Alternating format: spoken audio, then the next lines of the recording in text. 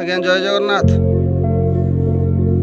आज्ञा गोटे कथा कहबी, आपण को जिते राग आसिले भी गोटे छोट छुआ सामने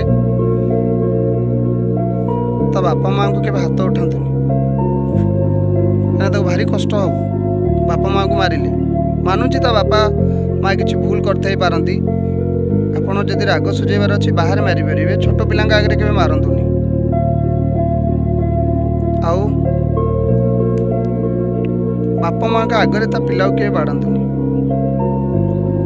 टिके मानविकता रखु ताहले करंतु। आपणकर राग अच्छे आप सुझे पारे जदि पार्टी हेले से सामने मारतुनि। गोटे स्कूल कथा मुझे देखिली,